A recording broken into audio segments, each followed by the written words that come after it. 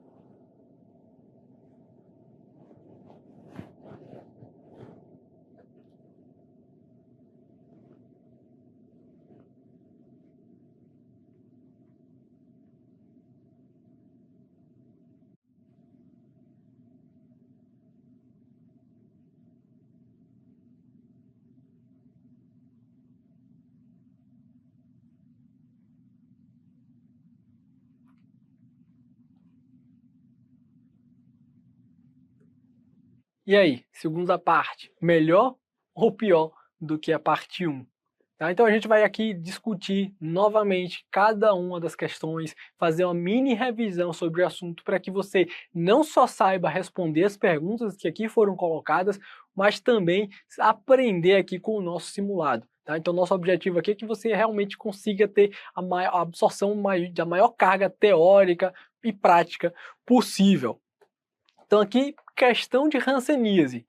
Você sabe que hanseníase é o tema mais importante nas provas de dermatologia, quando a gente está falando tanto de revalida quanto de residência médica. Então tem que dominar o assunto da hanseníase. Vamos lá aqui resolver essa questão com tranquilidade. Vamos lá. Paciente que iniciou recentemente o tratamento para hanseníase compareceu ao pronto-socorro com febre, mal-estar e as seguintes lesões cutâneas. A pergunta é, qual o diagnóstico? E a segunda pergunta é, qual a droga de primeira escolha para o tratamento desse caso? Então, esse tipo de questão aqui despenca nas provas de revalida, nas provas de residência médica. Então, vamos entender. Hanseníase é uma doença lenta, insidiosa, é uma doença que demora anos para ela aparecer. Então, toda vez que você estiver diante de uma questão de hanseníase, que o seu paciente tem uma piora aguda, subaguda, uma piora drástica em poucos dias, você precisa considerar que esse paciente está fazendo reação hansênica, está em estado reacional. Então, esse paciente aqui está em estado reacional. Agora a gente precisa discutir um pouco sobre o estado reacional para saber qual o estado reacional desse paciente. Tá? Então o que é, primeiro, o que é um estado reacional? O estado reacional nada mais é do que uma exacerbação imune aguda. Então esses pacientes têm uma exacerbação do sistema imunológico e por essa cascata de citocinas há um quadro inflamatório sistêmico e aí ele tem esse quadro de piora. E aí você precisa saber que os estados reacionais eles podem ocorrer antes, durante ou até mesmo após a poliquimioterapia. Então o paciente pode ter um estado reacional mesmo antes dele ter um diagnóstico de hanseníase e nem começou a tratar, ou ele pode ter durante o tratamento ou após o término do tratamento. A maior parte das vezes, o estado reacional ocorre durante o tratamento da hanseníase, que foi o que aconteceu aqui com a nossa paciente. Ela estava tratando, tinha acabado de começar o tratamento e apareceu um quadro de um surto reacional, tá? Lembrar que o estado reacional é a principal causa de sequela neurológica, então a gente precisa lembrar que a hanseníase é uma doença dermatoneurológica e que pode levar a sequelas neurológicas permanentes.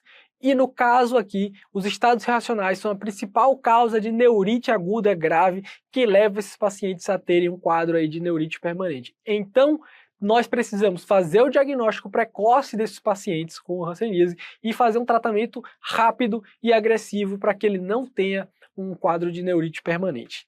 E aí a gente divide, classicamente os casos de estado reacional em tipo 1 e tipo 2. E por que ocorre isso? Porque hanseníase é igual imunologia. Então precisa saber um pouquinho da imunologia da hanseníase para entender toda a doença e não é diferente aqui com o estado reacional.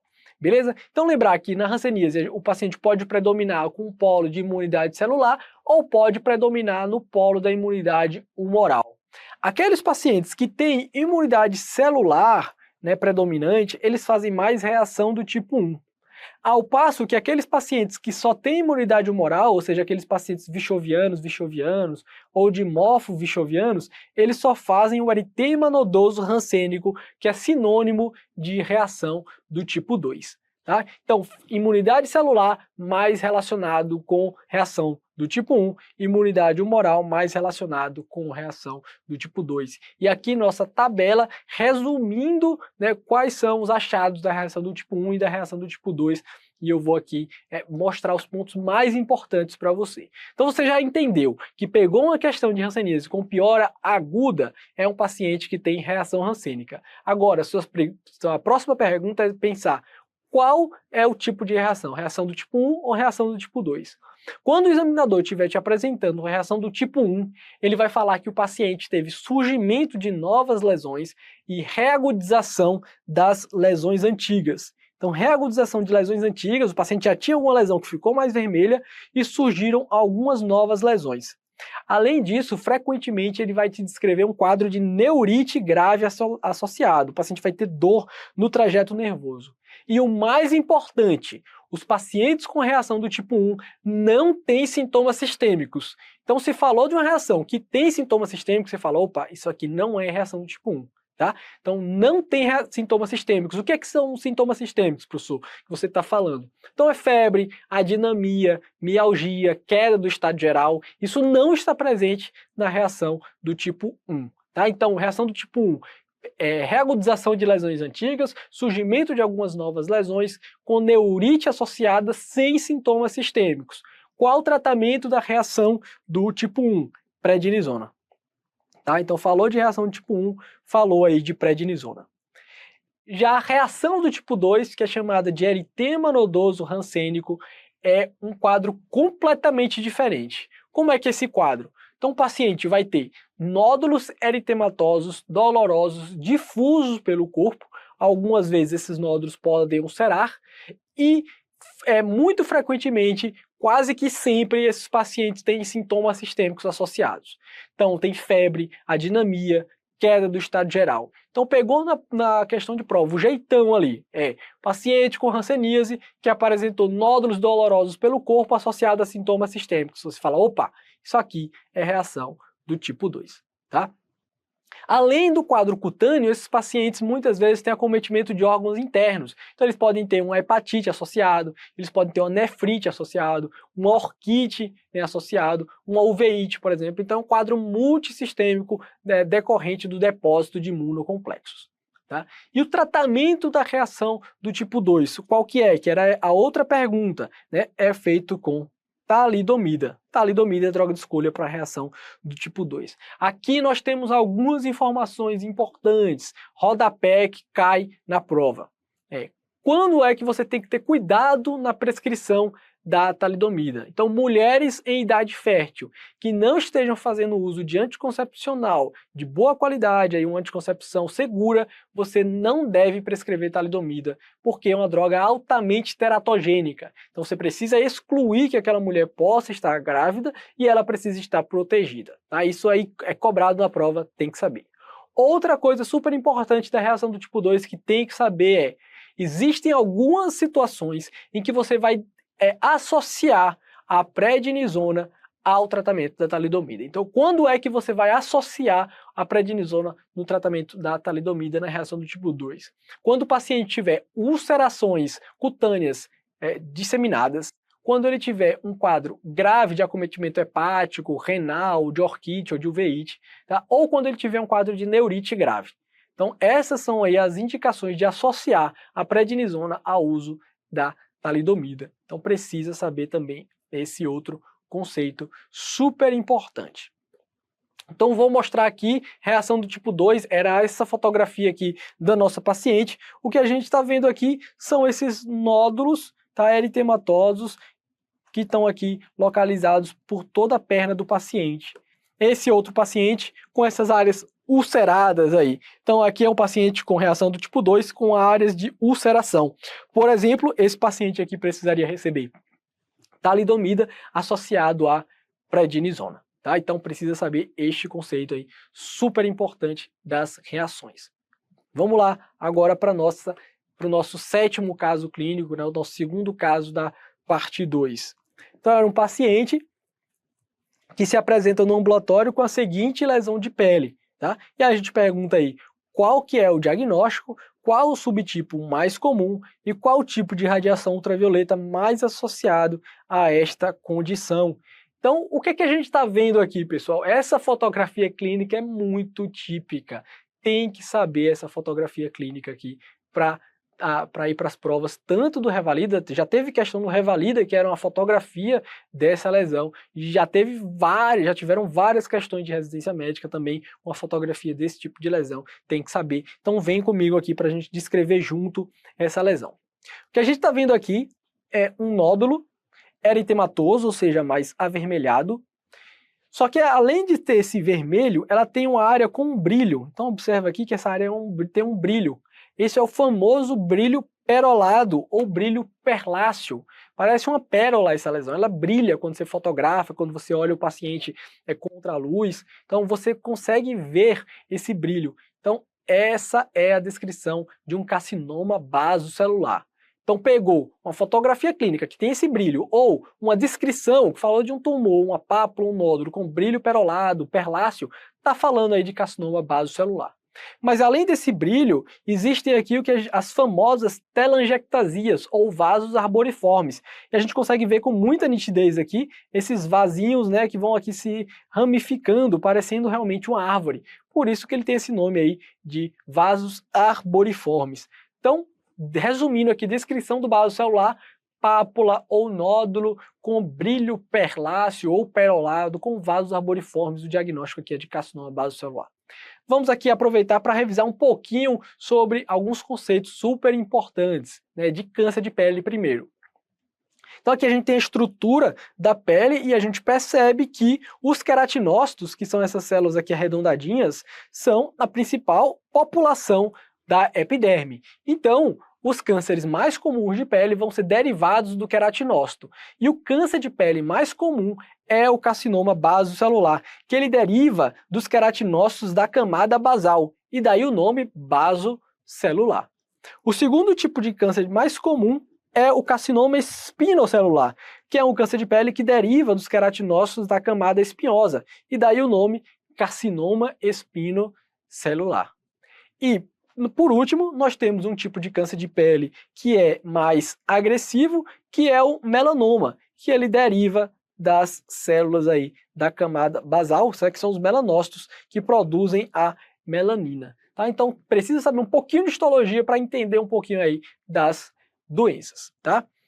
E aí, uma das perguntas foi sobre o tipo de radiação ultravioleta. É importante que a gente saiba que existem dois tipos principais de radiação ultravioleta com efeito cutâneo, né? Nós temos aí o UVA e o UVB.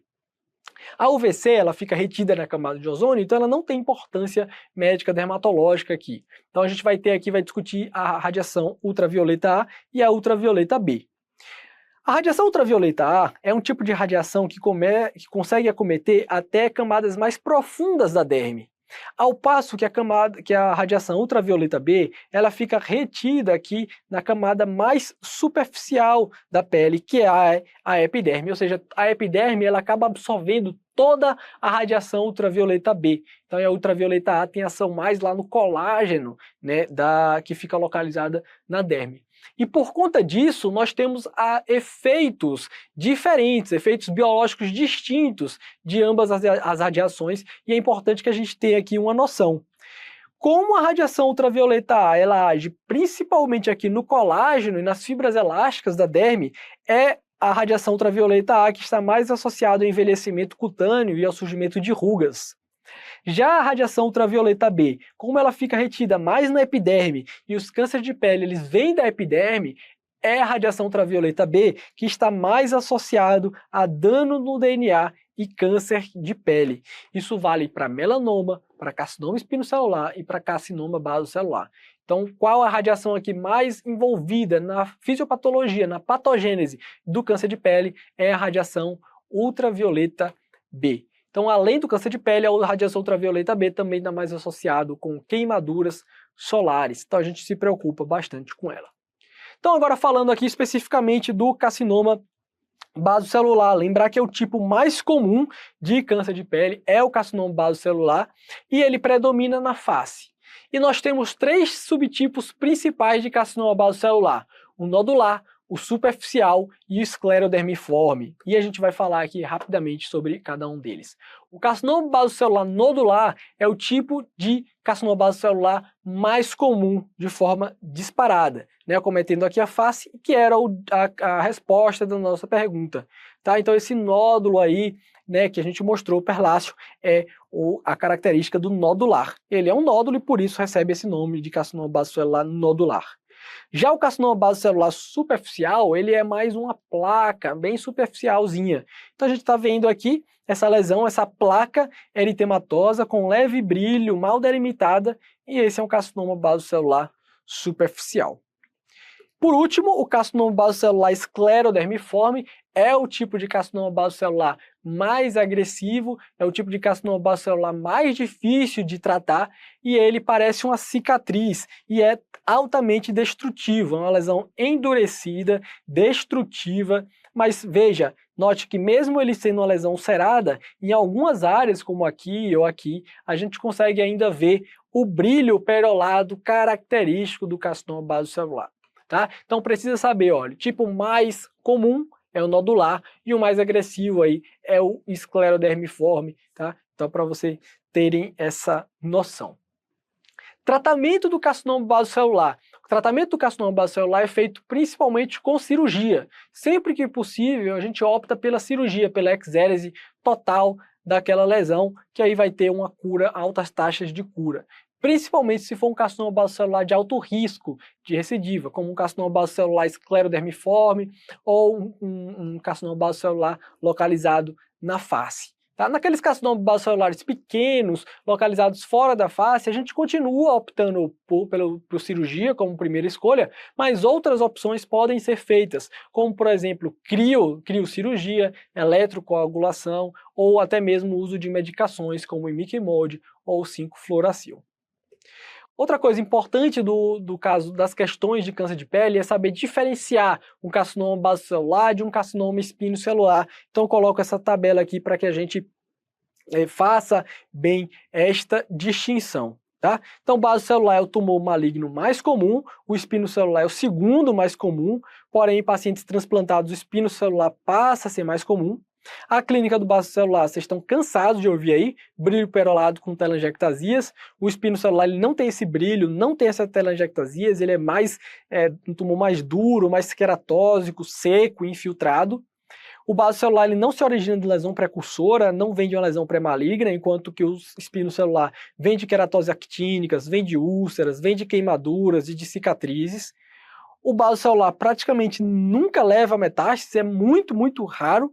Já o espinocelular é raro levar metástase, mas 5% das vezes pode ter metástase. Então essa tabela aí para vocês fixarem a distinção, as diferenças entre o basocelular e o espinocelular. Vamos lá para o nosso aqui caso 8. Então no 8º caso, nós temos aqui um paciente etilista crônico que procurou o ambulatório de dermatologia com as seguintes lesões cutâneas. E no interrogatório dos sistemas, né, o paciente relatava episódios aí de diarreia. E aí a gente estava perguntando qual que é o diagnóstico desse paciente, qual a manifestação que falta para a tríade completa e como é que nós vamos tratar este paciente. Então falou aí de lesões cutâneas com um quadro de diarreia, o que a gente precisa lembrar aqui? A gente precisa lembrar da pellagra, que é a deficiência de niacina. E qual que é a tríade clássica da pellagra, que aí cai e chove nas provas, né, de residência do Revalida? A gente precisa saber que a tríade clássica aí é de dermatite, diarreia e demência. Tá? Então falou de dermatite, diarreia e demência, pensou em pellagra. E vamos entender aqui qual que é a dermatite, qual que é a manifestação dermatológica destes pacientes com pellagra. Os pacientes com pellagra têm uma dermatite muito característica. É uma dermatite que ocorre em áreas fotoexpostas. O que são áreas fotoexpostas? São áreas que estão expostas mais continuamente à radiação ultravioleta, à luz. Então é aqui, ó, região anterior dos antebraços e das mãos, na parte distal, pé, a parte distal das pernas e aqui na região do colo. São áreas que recebem uma radiação ultravioleta mais intensa. Então, e são essas áreas aí que o paciente tem a dermatite da pellagra. E o que ocorre nessas dermatites da pellagra? Observe aqui que esse paciente, inclusive, tem uma fotossensibilidade tão importante que a gente consegue ver aqui a sombra, né, do chinelo que esse paciente, da sandália que esse paciente utilizava. Então ele tem essa área aqui eritematosa, né, essa dermatite, em área que tomou sol. Porque perceba que essa área que não tomou sol desse paciente não está acometida, mostrando realmente que é uma área aí, que é uma doença de fotossensibilidade. Tá? E aí falou de dermatose com fotossensibilidade associado a diarreia num paciente que é etilista crônico, porque, veja, as informações na prova não estão de graça ali. Então, muitas questões de deficiência de vitamina vão começar dizendo para você que o paciente é etilista, que é alcoólatra, para dizer que esse paciente ele não tem o consumo dos nutrientes necessários. Tá? Então, essa é a dica aí também da questão. Então, resumindo, dermatite em áreas fotoexpostas, mais comum em alcoólatras, e qual o tratamento desses pacientes? É fazer a reposição de vitamina B3, tá? Que é a niacina, o ácido nicotínico. Então a gente repõe essa vitamina para esses pacientes e eles vão melhorar o quadro cutâneo. Então, quanto antes a gente melhorar o quadro desse paciente, melhor, porque os quadros neurológicos podem até ser irreversíveis, tá? Então lembrar aí do tríade, dermatite, diarreia e demência. Tá? Muitas vezes na prova, demência vai vir como um quadro de confusão mental, nem sempre é um quadro assim, de demência clássica que a gente está pensando. Próxima questão aqui, né, 9º caso, uma mãe traz um filho com as seguintes lesões cutâneas, né, a foto aí ao lado, e ele nega que o filho tenha qualquer sintoma. A primeira pergunta era qual o diagnóstico e a segunda, qual era o agente etiológico. Então aqui também questão que já caiu na prova, questão que já caiu, por exemplo, na prova da Unesp, tinha uma questão muito semelhante com essa, que era só a fotografia que você precisava dar o diagnóstico. Então, qual que é o que a gente está vendo aqui nessa figura? A gente está vendo aqui duas pápulas, mas vamos pegar essa aqui para estudar melhor. Nós estamos vendo uma pápula levemente eritematosa, quase que normocrômica, ou seja, da cor da pele, e que na região central dessa lesão ela tem uma pequena depressão. Isso é a famosa umbilicação central. Então pegou uma criança com pápulas normocrômicas ou eritematosas com umbilicação central, o diagnóstico tem que ser imediato. É de molusco contagioso. E o que é o molusco contagioso? O molusco contagioso é uma dermatovirose. O que é uma dermatovirose? É um quadro de infecção viral da pele, então é um vírus que causa o molusco contagioso. E qual que é esse vírus? Que era a pergunta que a gente fez. É o pox vírus. Tá? Então a gente vai mostrar ali mais para frente isso, mas já adiantando aqui, é o pox vírus, que é o agente etiológico do molusco contagioso. A transmissão ela é interhumana, por de contato direto. Então, geralmente são crianças que frequentam creches e uma criança acaba transmitindo o molusco contagioso para outra criança. Tá? Então, essa é a transmissão. E aí só precisa lembrar que no caso de adultos, que é menos comum ter molusco contagioso, você precisa considerar como uma doença sexualmente transmissível, infecção sexualmente transmissível, principalmente quando esse molusco está localizado na região genital de adultos. E aí, nesse caso, você precisa fazer o rastreio das outras doenças sexualmente transmissíveis, como sífilis e HIV, as hepatites, tá? Dica super importante aí. E uma coisa também que é bem perguntada nas provas é saber que o molusco contagioso é um quadro autorresolutivo. Isto é, se você não fizer nada, esse paciente ele vai melhorar espontaneamente em até 2 anos. Mas na maior parte das vezes os pais estão preocupados, estão ansiosos com a doença e a gente acaba tratando estes pacientes. Então, novamente aqui, uma fotografia, uma ilustração, melhor dizendo, né, dessas pápulas normocrômicas com essa umbilicação central, essa pequena depressão central. Às vezes essa depressão central pode estar cheia de queratina. Tá aqui de novo a nossa figura. E resumindo aqui, arrematando, né, a nossa discussão sobre molusco contagioso, a parte que mais cai é falando que ele é uma pápula umbilicada e que é causado aí pelo poxvírus. E a clínica, né, que a gente falou aí, lembrar que é transmitido por contato direto, é mais comum em crianças em idade escolar, geralmente assintomático e que pode ser considerado uma doença sexualmente transmissível em adulto. Lembrar o tratamento pode se resolver espontaneamente, mas na maior parte das vezes a gente acaba tratando esses pacientes e a modalidade de escolha, na maior parte das vezes, é a curetagem. A gente pega uma cureta e vai ali retirando cada uma dessas lesões. Outras modalidades terapêuticas possíveis é fazer a crioterapia com nitrogênio líquido ou aplicar medicações como imiquimod, que acabam estimulando o sistema imunológico da criança a destruir ali aquela lesão, a acabar combatendo aquela infecção viral. E aqui o nosso 10º caso clínico, né, a nossa 10ª questão, nós temos aqui uma criança, né, na verdade um recém-nascido, com 20 dias de vida, que deu entrada no pronto-socorro com febre, queda do estado geral e uma vermelhidão difusa pelo corpo.